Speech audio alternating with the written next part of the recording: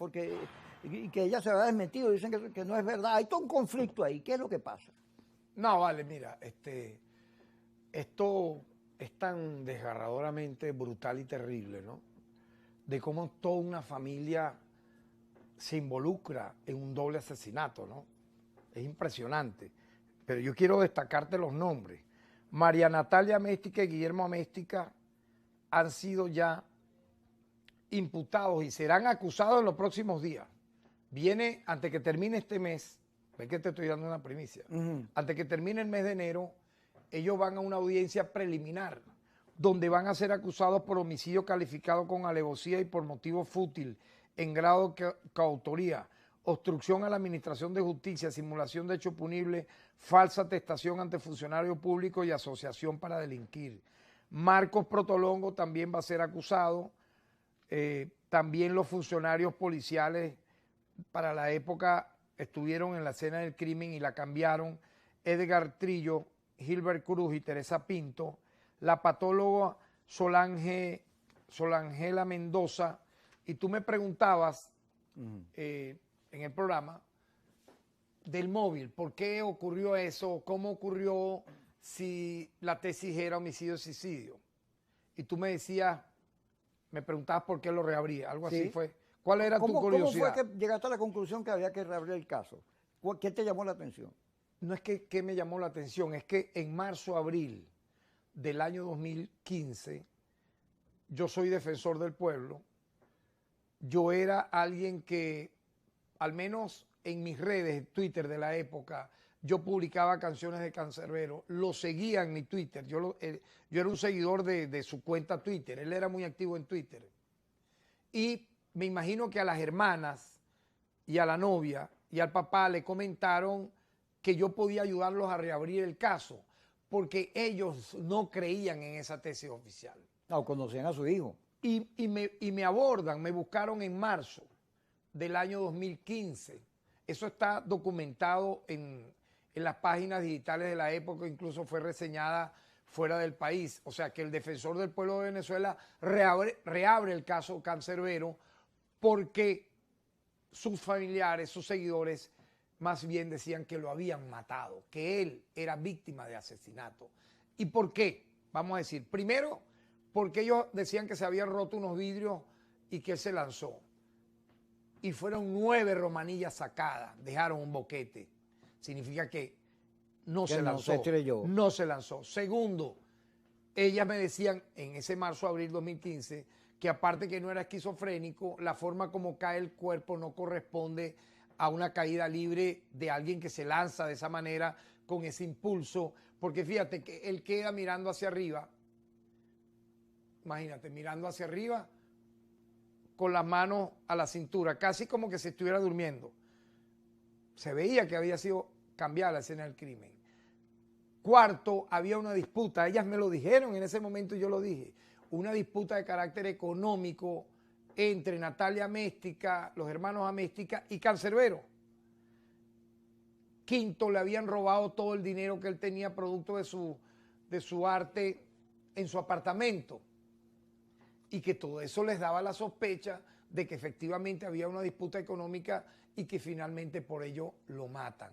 Yo solicito y me entrevisto con la exfiscal de la época, Luis Ortega Dilla, 3 veces para que el caso se reabriera en los términos que implicaba las diligencias que yo solicité. Reconstrucción del lugar del suceso, caída libre, luminol, la exhumación de ambos cuerpos, el de Canserbero y el de Carlos Molnar.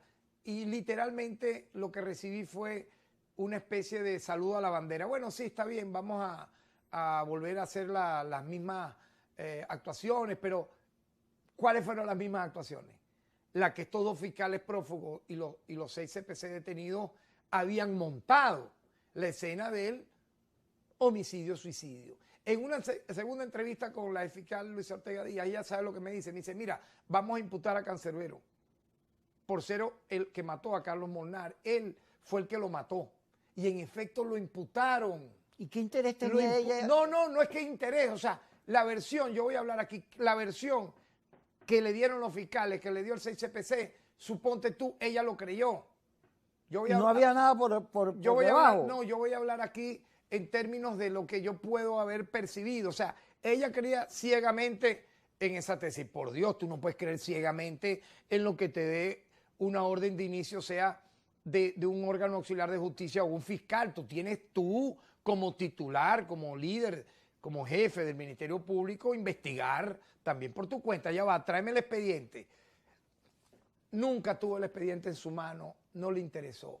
Y al final imputaron a Cancerbero, fíjate tú. Tan es así que en diciembre del año 2015 pidieron sobreseer su causa. ¿Por qué? Porque el autor de la muerte de Carlos Molnar, según lo que dijo el fiscal, estos dos fiscales prófugos,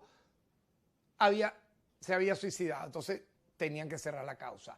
Eso quedó así en el 2015. Frente a eso, yo no me conseguí con una alcabala, sino con 7 alcabalas. O sea, judicialmente no tuve las armas, los instrumentos de poder avanzar, porque el titular de la acción penal es el Ministerio Público, no es la Defensoría del Pueblo. La Defensoría del Pueblo sí tiene poder, claro que sí, de investigar, de solicitar, pero no tiene la titularidad de la acción penal para ejecutar, por ejemplo, una exhumación, reconstruir el lugar del suceso, ordenarle. No es que decirle, mira, vamos a ver, no. Ordenarle, es una orden auxiliar tal, DIGESIN, SEBIN, 6CPC, PNB, policía tal, hagamos esta diligencia, hagamos este allanamiento bajo esta perspectiva. No hubo nada de eso y quedó esa tesis. Ahora bien, pasan los años, ¿tú qué crees?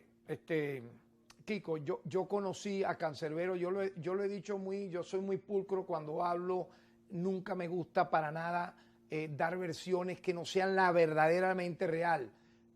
No fui amigo de él, no estuve en un escenario viendo sus canciones, pero lo conocí y lo pude tratar al menos una hora en el estudio de tatuaje que tenía Yomico Moreno, un gran genio del arte del tatuaje, frente al Centro Comercial Chacaíto.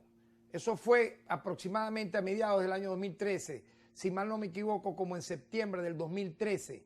Yo entro, un estudio muy chiquito, él iba a tatuarme el primer retrato de mis 3 hijos, cosa que en esa primera sesión era de mi hijo mayor, y allí estaba sentado Cancerbero, estaba allí, y para mí fue una sorpresa verlo.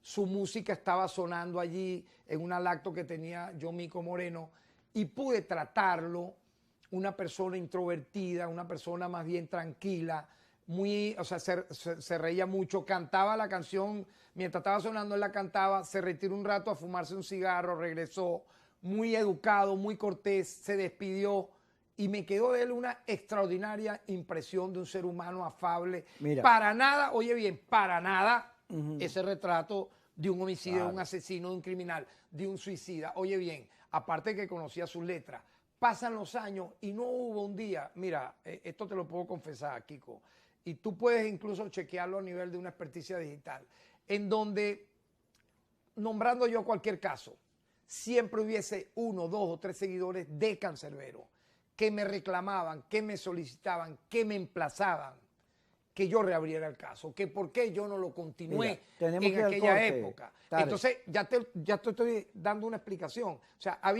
yo sentí que tenía una deuda de carácter moral, de carácter sentimental con Cancerbero y su familia, porque nunca creí en la tesis del homicidio-suicidio. ¿Y cuándo reabro el caso? ¿Cuándo decido reabrirlo? El 1 de noviembre.